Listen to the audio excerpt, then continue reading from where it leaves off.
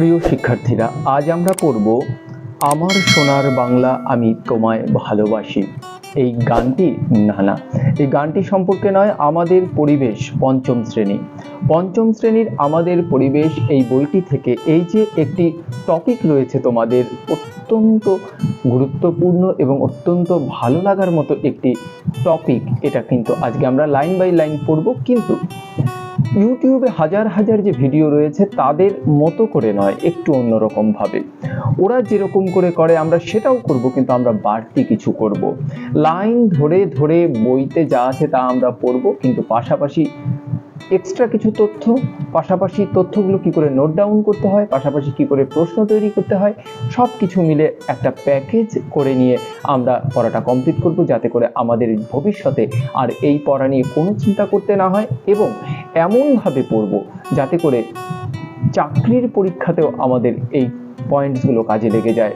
তাই খুব মনোযোগ সহকারে দেখতে থাকো আজকের এই ভিডিওটি। আর যারা প্রথম, তারা এক্ষুনি সাবস্ক্রাইব করে নাও এই চ্যানেলটি, তোমাদের মনের মতো চ্যানেল, মনের মতো ক্লাসরুম।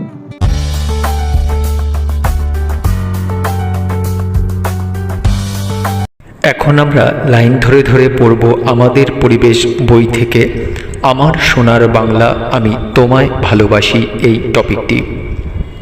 অন্তরা বলল, কম চওড়াটাই আমাদের গঙ্গা, তাহলে পদ্মাটা কত চওড়া? কোনো কোনো জায়গায় মাঝ নদী থেকে পার দেখা যায় না, মনে হয় সমুদ্রের কূল নেই। রফিকুল বলল, ভাগীরথী আর পদ্মার মাঝে অনেকটা জায়গা, দুই নদীর পলি জমেই মাঝখানের ভূখণ্ডটা তৈরি হয়েছে, এটাকে বলে গাঙ্গেয় বদ্বীপ। রিনা বলল, ওখানকার মাটি খুব উর্বর, একেবারে দক্ষিণে সুন্দরবনের নোনা মাটি, বাকিটা সুজলা সুফলা শস্য শ্যামলা, সমতল আর সমতল, শেষই হয় না। আচ্ছা, রবীন্দ্রনাথ ঠাকুরের বাড়ি কোথায় ছিল জানো তো? কলকাতার জোড়াসাঁকোয়, গঙ্গার খুব কাছেই। হ্যাঁ, আবার পদ্মার গায়ে একটা জায়গার নাম শিলাইদহ, সেখানে তার বাবার জমিদারি ছিল, তাকে সেই জমিদারি দেখার ভার দিয়েছিলেন তার বাবা, তাই কলকাতা থেকে শিলাইদহ যাওয়া আসা করতেন তিনি। সম্ভবত এই অঞ্চল দেখেই তিনি মাতৃভূমিকে সোনার বাংলা বলে একটি বিখ্যাত গান লিখেছিলেন। অনেকে মিলে বলে উঠল, গানটা জানি স্যার, আমার সোনার বাংলা আমি তোমায় ভালোবাসি। গানটা 1905 সালে লেখা। ইংরেজরা বাংলাকে দুভাগ করে দিয়েছিল, দুটো আলাদা প্রদেশ। সেই ঘটনাকে বলে 1905-এর বঙ্গভঙ্গ। অরুণ বলল, স্যার, ইংরেজরা বাংলাকে দুভাগ করেছিল কেন? ইংরেজরা ভারতবর্ষকে শাসন করত, ভারতবর্ষের লোকেরা ইংরেজদের এই শাসন মেনে নেয়নি।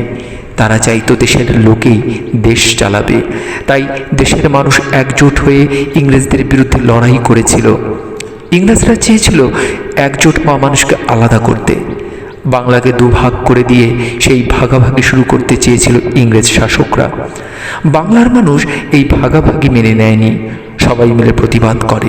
বিদেশি জিনিসপত্র ব্যবহার করা বন্ধ করে দেয় লোকেরা, চরকা কেটে সুতো বানিয়ে সেই থেকে নিচের কাপড় জামা বানায়।